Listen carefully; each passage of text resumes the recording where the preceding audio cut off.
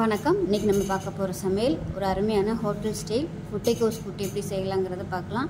நல்ல டேஸ்ட்டாக இருக்கும். ரசம் சாதத்துக்குலாம் தொட்டு சாப்பிட்றதுக்கு அருமையாக இருக்கும். வாங்க அது எப்படி செய்யலாங்கிறத பார்க்கலாம். இப்போ ஒரு குக்கர் எடுத்துக்கலாம். இதில் பார்த்தீங்கன்னா முட்டைக்கோஸ் நல்லா பொடியாக கட் பண்ணிவிட்டு சேர்த்துருக்கேன். இது கூடவே ஒரு கை அளவுக்கு கடலைப்பருப்பு, அதே மாதிரி ஒரு கை அளவுக்கு பாசிப்பருப்பு, இது எல்லாமே நல்லா கழுவிட்டு ஊற வச்சு வச்சுருக்கேன். அதை சேர்த்துக்கலாம். இப்போ இதுக்கு தேவையான அளவு தண்ணி சேர்த்துக்கலாம். மெஷரிங் கப்பில் ஒரு கப் அளவுக்கு தண்ணி சேர்த்துருக்கேன். இப்போ இதில் தக்காளி மீடியம் சைஸாக ஒரு தக்காளி சேர்த்துக்கலாம். தக்காளி ரொம்ப சேர்க்க வேணாம். இப்போ இதுக்கு தேவையான உப்பு சேர்த்துக்கலாம். ஒரு 1/4 டீஸ்பூன் போல் மஞ்சள் சேர்த்துக்கலாம். இப்போ குக்கரை மூடி வச்சுட்டு நல்லா ஒரு 3 விசில் விட்டுட்டு ஸ்டீம் போனதுக்கப்புறம் பார்க்கலாம். இப்போ நமக்கு முட்டைக்கோஸ் நல்லா வெந்திருக்கும். இது வந்து தனியாக இருக்கட்டும். இப்போ ஒரு கடாய் எடுத்துக்கலாம். தேவையான அளவுக்கு எண்ணெய் விட்டுக்கலாம். இப்போ எண்ணெய் நல்லா சூடாயிருச்சு. 1 டீஸ்பூன் போல் கடுகு சேர்த்துக்கலாம். கொஞ்சமாக உளுந்து சேர்த்துக்கலாம்.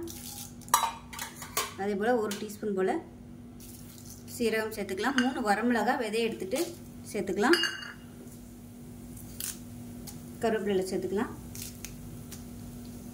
இப்போ இதில் ஒரு 5 பச்சை மிளகாயை நல்லா கீறிட்டு சேர்த்துக்குங்க. இது கூடவே பொடியாக நறுக்குன வெங்காயமும் சேர்த்துக்கலாம்.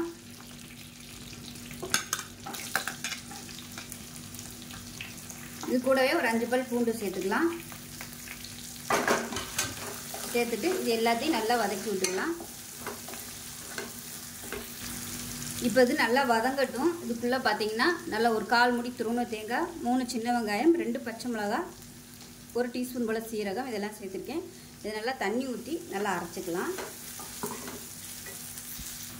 இப்போ பாருங்கள், வெங்காயம் நல்லா வதங்கிடுச்சு. இந்த ஸ்டேஜில் நம்ம வேக வச்சு வச்சுருக்க இந்த முட்டைக்கோசு, பாசிப்பருப்பு, கடலைப்பருப்பு இது எல்லாத்தையும் சேர்த்துக்கலாம். சேர்த்துட்டு நல்லா கலந்து விட்டுக்கலாம்.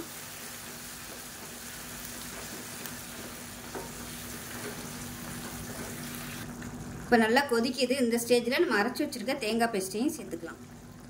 ஒருவேளை உங்களுக்கு வந்து ரொம்ப தண்ணியாக போச்சு அப்படின்னா ஒரு 3 டேபிள் ஸ்பூன் இல்லை 2 டேபிள் ஸ்பூன் பொட்டுக்கடலை சேர்த்துக்கோங்க தேங்காயோட. இப்போ வந்து உங்களுக்கு நல்லா கெட்டியாக வந்துடும். இதை நல்லா கலந்து விட்டுட்டு உப்பு செக் பண்ணி பார்த்துட்டு உப்பு சேர்த்துக்கோங்க.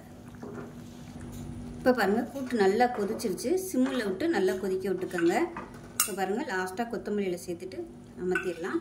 சூப்பராக இருக்கும். சாதத்தில் போட்டு பரட்டி சாப்பிட்றதுக்கு அருமையாக இருக்கும். ரசம் சாதத்துக்கெலாம் தொட்டு சாப்பிட்டோம்னா அருமையாக இருக்கும். ஸோ இதே மாதிரியே செஞ்சு பாருங்கள். செஞ்சு பார்த்துட்டு எப்படி வந்துச்சுங்கிறத சொல்லுங்கள். வீடியோ பிடிச்சிச்சின்னா லைக் பண்ணுங்கள், கமெண்ட் பண்ணுங்கள், சேனலை சப்ஸ்கிரைப் பண்ணுங்கள், பக்கத்தில் உள்ள பெல் பட்டனையும் ப்ரெஸ் பண்ணுங்கள். நன்றி.